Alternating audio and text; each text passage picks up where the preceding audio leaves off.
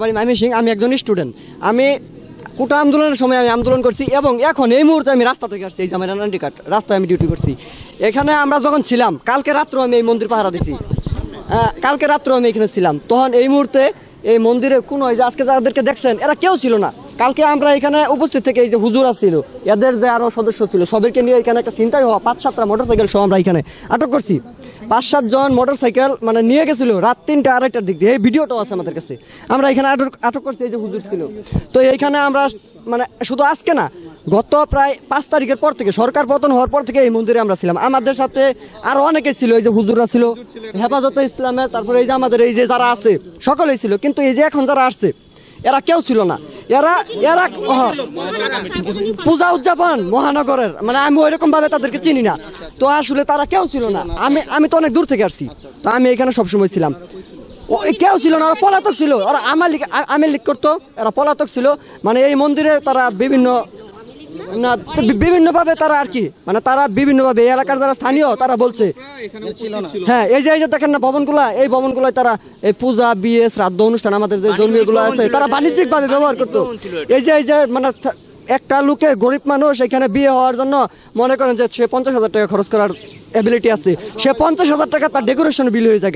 এখানে যারা স্থানীয় আছে, এই যে দিদি আছে, আরো যারা আছে এখানে যাদের বাড়ি ছিল, তারা বঞ্চিত এখান থেকে। যারা স্থানীয় তারা বঞ্চিত। এরা কই থেকে আসছে কোনো খোঁজখবর নাই, প্রসাদ পায় না। আমরা সনাতনী, আমরা হিন্দুরা এখানে থাকি, আমরা প্রসাদ পাই না এখানে আইসা। আপনি জিজ্ঞাসা করবেন সাধারণ এই এলাকার যারা আছে, কেউ প্রসাদ পায় না। মন্দিরে আইসা সুন্দরভাবে মন্দিরের যে ভাবমূর্তি এটা বোঝায় নাই। আমরা সনাতন সম্প্রদায়, আমাদের মন্দিরে কোনো সময় থাকে না, মানে মাছ খাওয়া যায় না, মাংস খাওয়া যায় না, এটা নিরামিষ হয় না। এইখানে তারা মাছ মাংস খায়, যেই কারণে মানে আমাদের এটা ধর্মীয়ভাবে আমরা মানে সমস্যা। বাণিজ্যিক, এই যে ভবনগুলো বাণিজ্যিক। ডাকেশ্বরী মন্দির, এইখানে আমাদের ধর্মচর্চা করব আমরা, এখানে আমাদের ধর্মচর্চা হবে, আমাদের সনাতন সম্প্রদায়ের লোকজন এখানে থাকবে। মানে আমরা আমাদের মতো করে চলবো। এই মন্দির সবের জন্য উন্মুক্ত, বাংলাদেশের যে কোনো প্রান্ত থেকে আসবে এখানে তারা ধর্মচর্চা করবে, এখানে সবাই থাকবে। কিন্তু তারা এইটা থেকে বঞ্চিত রাখে, এখানে যে আসতে দেয় না। ওই যে একটা ভবন, ওই ভবনে তারা উঠলে আমাদের ছেলেপেলে যদি উঠে সেখানে ঝামেলা করে। আমার এক ছোট ভাই যে নয়ন, আজকে সেখানে যে বসছে, তাকে কলার ধরছে। এইসব অত্যাচার যদি করে তাহলে আমরা কিভাবে নিরাপদ? এত পরিমাণ অত্যাচার তারা করে, এই পূজা উদযাপনের সাইনবোর্ড লাগাইয়া, মানে আমাদের বিপদের সময় পাশে পাই না, কিন্তু মানে তারা আমাদের ক্ষতি করে। এই দালালি, বাটপারি, এইসব আমরা সাংবাদিকের মাধ্যমে আমরা সকলের কাছে অনুরোধ করি, এইসব লোকজন যেন এখানে না আসতে পারে। বিপদের সময় আমরা এখানে ছিলাম, বিপদে যখন ছিলাম তখনকার তাদেরকে পাই নাই, কিন্তু এখন না, বিপদ শেষ, এখন তারা এখানে ঢুকতেছে একটার পর একটা।